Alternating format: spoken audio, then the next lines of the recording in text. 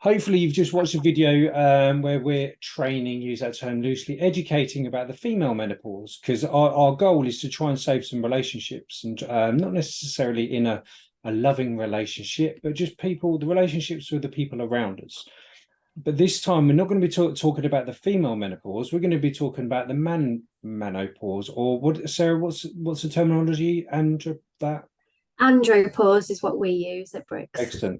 But we've called in Harold this time because about a year ago, we asked Harold to help us out with an event, which was talking about businesses. We asked him to blag something to talk about mental health, and he starts talking about menopause, testicles, and testosterone. We all laughed, thinking, where the bloody hell's he going with this one? But the talk he did was brilliant. And after me researching, what you were saying is when testosterone drops, that's the same age bracket when suicides can happen, when divorces Yeah, happen, yeah. So lead the way, Harold. I'll shut up. Go on. Just do your thing, mate. otherwise, mate, you'll nick off my material. So I do have Go some on. slides. Do you want me to share the slides? Yeah, no, please do. You'll be the first Start with slideshow on that. Man Up. So what am I doing here now? So I'm going to be share screen, aren't I? Yeah. Share my screen and then go into my slides and share. So you can now see that, yeah? Yeah. Yeah, there we go. So we're going from the beginning there. Let's just do that. So what I did was, I first of all, I am 55 years old. So things happened to me a few years ago. And then I sort of came across the question, is a midlife crisis a real thing? And is it really a man thing? Because it seems to be only men that do it. So with doing mental health, one of the things that happened is I saw some stats and I saw the number 5,224 suicides, of which I saw with 75 were male. And I went, oh, what's that all about? Why is it not 50-50 or in that bracket? Why is it more men? Which then led me to look into even deeper. And I found that the age bracket was 45 to 49. Younger men now are coming up there a lot more with this, but this is still the demographics that we've got. And I started exploring this, and I was in this bracket as well. So it meant something to me, and I was like, the things are happening, and I've no idea what's going on. So when you look at this sort of thing, you say, well, what is it that is happening in a man's life between 45 and 49? And what normally happens with the way life goes is you meet somebody in your 20s, you have a couple of kids, you are then thrown together for the next 18 to 20 years, and you look after the kids. That's what you do. You nest, you look after the kids, you do your work, they do their work. And then at this point here, roughly in a relationship, the kids grow up and no longer need you. So you're now put together with this lady that you probably wanted to be together with, but couldn't because of the kids. And you start to realize that she's not the same woman she was. But also for men, it's a review time. You go, look, I'm about halfway through my life here. Where am I going with this? What am I going to be doing? The kids don't need me. This woman that's with me, she's not the woman I married. She's forgetful. She's emotional. She's getting on my nerves. She's put weight on. There's all these things now that I'm picking fault with. And as a man, and you'll understand this, Dan, your brain is still 25. No matter how old you are, you'll still be 25-ish in your brain. So the guys then go, right, that's it. I've got more money now. Don't have to support the kids. What I'm going to do is I'm going to get fit, buy a motorbike, get a two-seater car, buy some new underpants, and try to live my youth again that I wanted to do in my 20s. But you find that your body doesn't allow you to do that. And you can't do the things that you used to be able to do. And also in this bracket here is where musculoskeletal injuries in the workplace with the aging workforce happen a lot more. And you've heard the terms that we have an aging workforce. And it's because they can't do what they used to do in their 20s. Why is that? So someone takes their life in there. So I looked into it and I started getting deeper, and I found about the menopause. We spoke about that.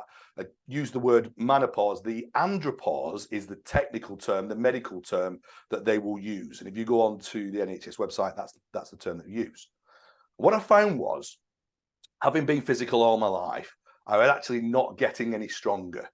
And when you're in your 20s, you are flooded with testosterone. And you say to a young man in his 20s, what is the one thing that is on your mind non-stop?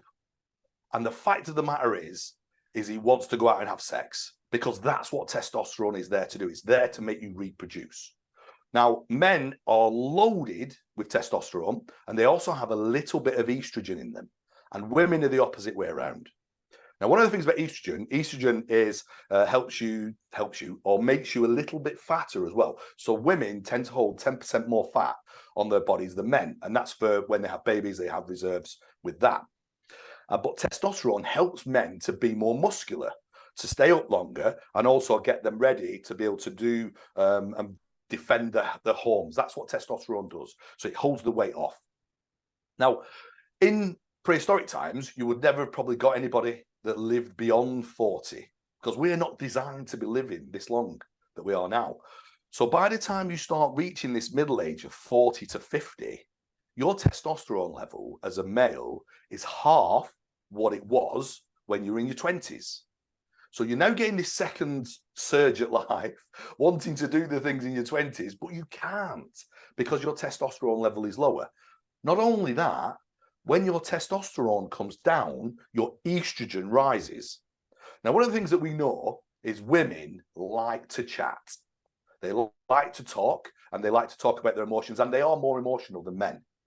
Well, that number of 75% shows that talking about mental health, talking about struggles actually helps, and their numbers don't lie, because we know there's a stigma around men not talking about mental health or their struggles.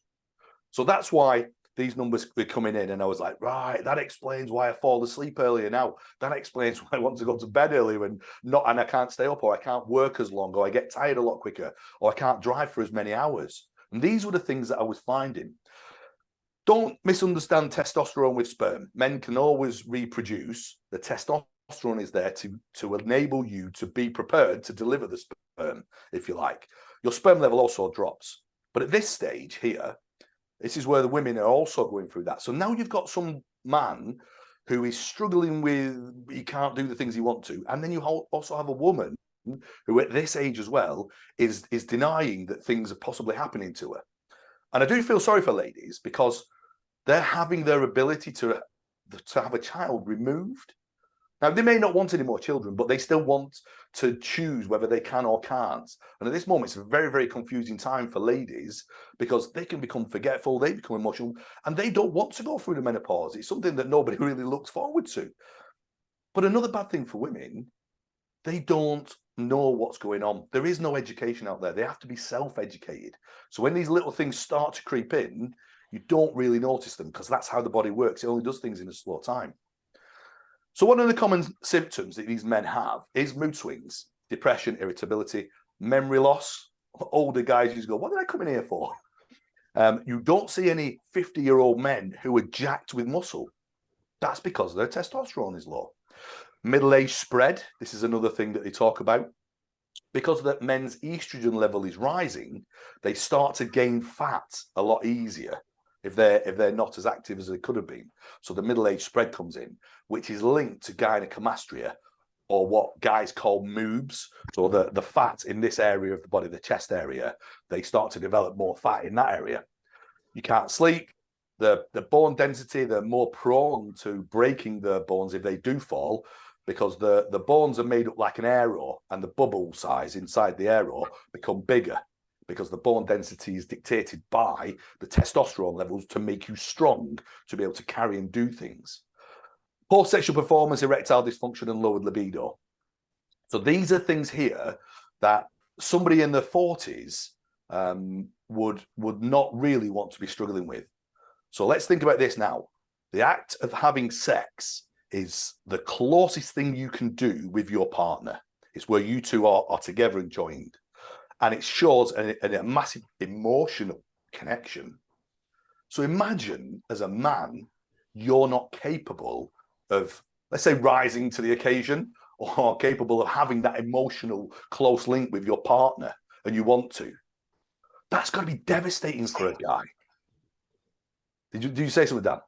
No, I was going to. We're only seeing the Harold. Have you started your slideshow? I didn't want to. Yeah. Have you still got the first one? No. Yeah, we're looking at Harold Floyd Elite. I think you're not in presenter mode on this screen, mate. Sorry. Oh.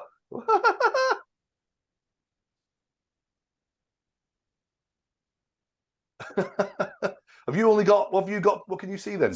So now we can. Well, all the same is Harold. Now I've just seen you change the slide.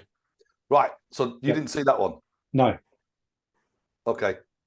So have you got all my outside bits there? No, all I can see is like your different slides and all this kind of stuff. Oh, okay. Yeah. Is that all right? That's perfect. So now I can see Right. the highlighted one, the highest risk of suicide. I might have to edit this. So there's your, that's where it came in. So I thought you'd we're seeing these slides. Then I talked about that. Then I talked about this is the levels. So you can see them declining over time. Then I was just into this bit here. This is a bit where we caught up, Dan. So I'm talking about that time there. We're having a intimate relationship with your partner that most men would like to do.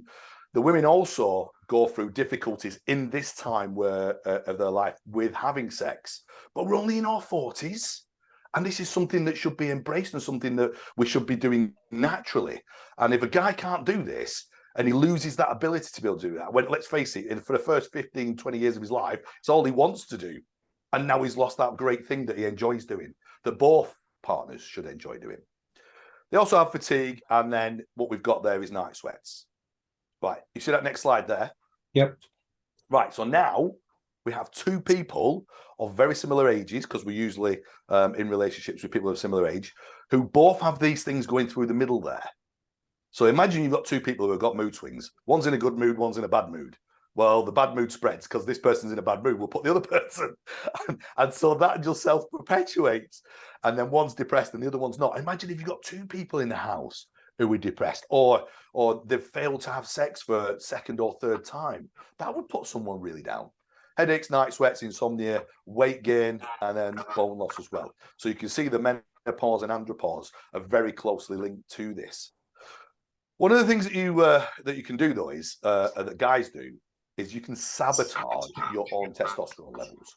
So not that all men will go through this. If you're fit, you eat healthy, you look after yourself, and you have regular sex, you could probably keep your testosterone level relevant to your age. But if you drink a lot, that means that what happens is cortisol is released through your body. Cortisol is a poison, cortisol is a stress hormone. And what that will do is that will then stop, because it's alcohol, stop the testosterone has to clear it out and it has to battle this poison. So it reduces it. You only produce testosterone when you're asleep. So if you're suffering with insomnia or you can't sleep and alcohol doesn't help you sleep, you can't produce any more testosterone. If you're overweight, your body is going to struggle to do the things that it needs to do because it's going to have to breathe harder. Your muscles are going to have to work harder. So that will help. Stress is one of them things where people in middle management, what they do is they get their head full of stuff, so they become stressed. When they're stressed and they go home, and it's different for men, hopefully you understand this, Dan, men have to be in the mood or have to be prepared and ready themselves to have sex without undermining ladies. Ladies, it's a bit easy to go on then, get it over with. There's less preparation. So for a man, if he's not in the mood, he will not rise to that occasion. And that could be because something else is going on in his head because he's stressed, because he's thinking about a fallout or thinking about work. And that means, again, it leads to another thing. So the cortisol will lower the natural production. Smoking, we don't need to talk about. Everybody knows that's not good for you. Medication is also that medication that they have, that doctors may give you, that can affect where blood flows to. And then drugs, but also an important one at the moment with younger men is steroids, because younger men are under a lot of pressure at the moment to look good. Six-pack, biceps, look good for the ladies, look like these models on the front of magazines. And what happens there is steroids are very, very readily available. So they will get some to get this muscle mass. And what happens is your natural body produces testosterone. But when you inject it artificially or take it orally, your body goes, whoa, this level is far, far too high. I need to regulate it. So the only way it can do that, because you're putting it in artificially, is to switch off your own natural production. Now, what they do, or a sensible person would do, would cycle it. So they do 12 weeks on, 12 weeks off. So imagine a car. Every 12 weeks, you drive it for 12 weeks and you park it. But imagine leaving that car for 12 months. Or, because you're having good results and you're feeling good on this testosterone, what happens is you carry on and you stay on it. And at some point, your body or your testes go, that's it. There's no point. I may as well give up. And I'm not going to produce anymore because I don't need to, because there's loads. So when they come off it, and this is happening to guys in their 30s, they're in their 30s, they're not even got any kids yet, they're suffering with erectile dysfunction. And then they resort to things like the blue pill, Viagra, and things like that. But you're treating then the symptoms, which isn't right, when you shouldn't have really been on it in the first place, because you don't need it at that age. Then extreme weight loss is another thing there. So we have these two things going on, and that's how men do it. Very quickly then through to what can we do? Well, you can have TRT, and there's an advert at the moment on TV called NUMAN, NUMAN, and there's a couple of action men dolls doing things. I don't know if you've seen it. They are focusing around this, what we're talking about right now. So they've seen a gap in the market. They will charge you for a consultation. They'll charge you for treatment, and they'll go through this with you. So they're out there. A doctor can give you injections, but you need to be really, really low with that. So the doctor won't just give it out. With HRT, they go, oh, sorry, let's have a look. Yeah, HRT. For a guy, one of the questions that was asked to me, do you want any more kids? And I'm going, no. Oh, you don't need anything then? Sorry. What about my morale, my mental health, my physical health, my, being able to work? And I'm only in my 40s. And that was the doctor's answer. And I was like, this is not right. So then I found out that you got these sort of ways that we can support ourselves as we go along. There are different things we need to be conscious of. Is one of them, the males are normally between 9 and 35. So if you can get your bloods done, if I'm as I do, because I have heart disease in the family, I get my bloods done anyway every 2 years. I just say, can you do my testosterone and see where it's at? So you can monitor it anyway, just like a normal blood test. These other companies like Newman will send you a thing out. You put your finger, you put a load of blood in, and send it away, and they'll do that. But that's at a cost. And then females also have that testosterone levels. There are always exceptions to the rule. There is a South African female sprinter whose testosterone is at 10, naturally. She's not a cheat. She's never been a cheat, and she's really good. But the Olympic Commission will not let her compete, and they're constantly trying to catch her out. It's like guys. There are guys whose testosterone is higher than it should be. But we're just talking an average person, average Joe, who doesn't really look out for himself, and a guy who's normally maturing will go into things like this. So that's where I went with it, Dan. That's where I found what I was doing, and that's all the information that I had. So I now put that into a little bit before as to where we are with guys and stigma and mental health in itself, and then say, have a look at this. Have you thought about it? And that's where I get a lot of people coming up to going, now you make sense. And just yesterday, a guy came up to me. Oh, sorry. I asked the audience, is a midlife crisis a real thing? And one of the guys in the front said, I think so. I said, why? How do you know? He went, I don't know. I just think I'm going through changes and I've no idea. And I went, you're in for a treat. Yeah. And then from there, and afterwards he came up and he went, now I understand exactly what you're saying. But I do a little bit more on the females and how the men should support the females. You should both learn about it together. So when I do my presentation, it's very much about a joint and vice versa as well. So I think that's the thing. I think after looking at stats and all of this, I'm no scientist or data person, but when I'm like looking at the age groups of the menopause or Andrew, whatever the word you just said, the blokes version, and then the females, they kind of cross over very, very slightly, but they're just mine. Maybe I'm being naive. There seems to be, well, like I said in the previous video, there was a survey of 1,000 women who have been through the menopause. 70% of them said that the relationship broke down because of the menopause. And well, I think what I'm trying to pinpoint down is if the women aren't talking about the menopause because maybe they don't even know that it started yet, or maybe they're just embarrassed. And I think, like you said, I think you said earlier on, obviously a woman's going bloody hell, I won't be able to have children anymore. That's pretty deep. Whether they want to talk about that or not, I don't know. But on the other hand, before I go off on a waffle, a bloke probably just doesn't have a clue what is going on with him. He's ratty, he can't get a lob on and all this kind of stuff. But if those people in the relationship aren't talking to each other, how do we change that? We ain't going to save everybody, but how do we change that? I think just what we're doing now, so actually doing something like this and doing as I'm going to do 5 times tomorrow, it's just letting people know. And you know, there's a couple of ballparks I say when I'm doing the presentation, like when you wake up in the morning. So it's not like every man who's 45 or 50 or feeling tired go to the doctors. That's not what I'm saying. There's more to my presentation than what I just gave you there. And I say, look, do you wake up in the middle of the night and is he there? And then when you wake up in the morning, is it there? And if the answer is no, then there may be something like that, because normal men do that. They wake up and it's there, and then in the morning as well, it's there. So you go, oh no, actually I'm all right, and I have regular sex with my wife, you know, 3 or 4 times a week, and no, I'm fine. Well, good for you.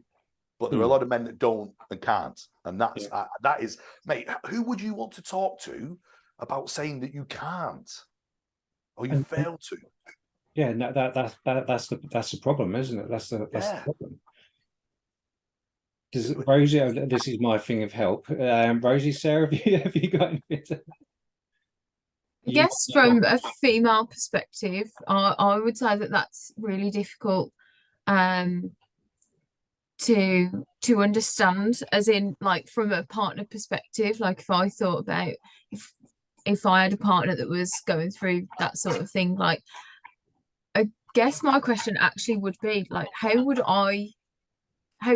a guy want me to ask? Like, would they want direct? Like, I guess, how do we support that journey too? So we've spoke a lot earlier about how men could potentially flex their communication style to speak to their partners or their loved ones around them that I think are going through that.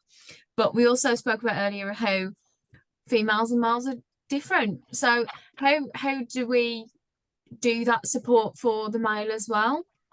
I think one of the parts with, so if you're failing not to be able to get intimate, a man would normally, and we're promoting the talking about issues, whatever it may be, in everything that we do with MANUP, is a man will normally retract into himself and go and hide in the cave and feel very embarrassed about that. But actually, if you said, do you know what? Maybe I'm going through the menopause or the manopause. Maybe that's what's going on to your partner. And then what you're doing now is not giving it an excuse, but it's got a name, rather than I'm not manly anymore. I can't cope. I can't do what I should be able to as a man do. So then you're feeling embarrassed about it. You go, actually, it's because of, and that sort of gives us an excuse, and it gives us a direction to be able to look at and try to improve. So reduce your salt, reduce your weight, reduce the stress at work, try and improve, have an understanding from your wife that you may try to have sex and it might not happen. You know, be a little bit more relaxed. All right, she's understanding with me. Because one of the things with stress is, if you're a guy and you fail to perform, what's going to happen is the next time you try it, you'll be so worried that last time you couldn't, you probably may not be able to the second time and the third time, because you're worried about all the other times, because it has this thing. So you go to a doctor, the doctor gives you all the checks and goes, there's nothing wrong with you. And that's because it's in here, because you're so worried that you couldn't last time. And it's been going on for months now. And how long does it go before it becomes a point that I just don't want to talk about it anymore, because it's gone so long? Yeah. It's difficult. Do you think that that's the point when people start drinking more and probably sniffing stuff they shouldn't be? Or, well, let's face it, if they're having a midlife crisis, go straight to the gym, getting involved with people they probably shouldn't have. And do you think there's a link on that? I know you're not like the guru on it, but I know you're educated. So it's we all use different coping mechanisms, don't we? So yeah. it could be, there's lots that go around. So there's alcohol, drugs, gambling. There's gaming. Gaming is a new one where guys immerse themselves, going out socializing, disappearing off for a weekend fishing, something to occupy myself, and usually something that doesn't involve my partner. So it's a coping mechanism. Men have many different ones that they would do to do that, I think. What about you, Sarah? You've gone very well. I did mute you, but that was purely because there's a bit of feedback, so I killed everyone off. So I apologise. That's all right. It was really interesting listening to the presentation, and I think it was interesting that a lot of it is interlinked with what a woman would go through. You know, it's very similar, even though I know, like, the NHS say it's very different. But you know, if you've got two people, that one's going through the andropause and one's going through the menopause, that must be really difficult, and especially if they both communicate very differently, it must be really hard. And it's just like, and I was just thinking when I was listening to when you're talking, I was like, how would I approach that with my husband if we're in that situation? And how would I start that conversation? Where would I start? And that's what got me thinking, kind of thing. Like, how would I approach that?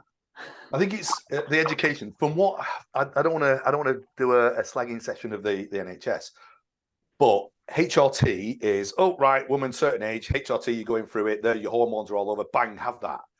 From what I understand is the NHS don't really want men to know about this TRT or want there. Now, the testosterone was actually developed for medical purposes, for young men that hadn't developed normally, or more guys who are a little bit older who were struggling so they can have this replacement. It's been abused. That's the thing. So let's just clear one thing up. Testosterone injection is not a steroid, it's a hormone replacement, but everybody groups it together because they usually link testosterone with other what's called steroids there. So testosterone purely on its own is a hormone replacement, but it's been abused. And you can imagine the NHS, how many men in UK, if they knew what we just did and went, that is me, I'm going to the doctor. They throw enough HRT, everybody knows people on HRT, but how many men do you know that are on TRT? I didn't even know it existed until exactly. Exactly that. But I think it just goes back to like the previous video and what we've been saying for years, even on Man Up. It's just unless we start talking about it, sort of with the embarrassment. Let's face it, like Faye and I'm sure Harold and Amy, you and whatever your relationships are, you've probably seen them in some real dodgy kind of situations. So just talking about this stuff isn't really the end of the world. I've seen Faye hurling up and all sorts in Ibiza and is it really that bad talking about it? I don't think so. And if you're in a good relationship, your partner should be understanding. And if they're not understanding, I would say you're not in a good relationship. So it's a 50-50, isn't it, really? Yeah, absolutely. Have you got anything there, Rosie, before we draw to a close? Just expanding on Harold's point there, that like maybe, the understanding point of view I get, but if you're not in what you feel is a good relationship, and it could be because of these things, speaking about it probably won't make it better straight away overnight, but talking about it and knocking down the barriers and rebuilding the wall and learning to unlearn about one another and relearn about another, because like you said, Harold, at the beginning, you are completely different people to perhaps when you started your relationship. And I think a person before the menopause or the andropause or manopause, and then afterwards, you are going to be different people on that journey. So I think it's just, as we've said the whole way through, that understanding and communication is key. But even if it's not going to plan right now, still try and have the conversation, because it could get you on a journey where we're back en route, and essentially you're going to be different people, and that's okay. Just one on that one, as it was different people, but we're also male and female. One of the things is men take longer to come around to agree to what a woman has said. Women are a lot more intuitive and a lot faster and a lot more understanding, a lot quicker and forgiving, whereas men go, no, they deny, and it may take them 24 or 48 hours longer than a woman, or at least it does in our relationship. No, I don't. I'll see you tomorrow. Yeah, no, exactly. Kind of come and stay on your sofa, mate. But the one thing I will say, Rosie, you can't say anything because you're technically you're a trustee. But I have to give Briggs Equipment credit for raising this discussion within your. How many members of staff have you got? We've got just over 2,000. See, that's crazy, and it's sad that someone like Briggs has to try and educate 2,000 people. That's the word I'm looking for. It is sad. There should be more education out there. I absolutely applaud you guys for putting your money where your mouth is as a business. So well done to you. Well, I appreciate that, but like we have discussed, it's lives. Like, it's so important. And on that bombshell, that's a bloody good ending. So I think our work here is done, isn't it? Think so. Thank you. Let me do it. You know the score. Let me find the button. Where are we?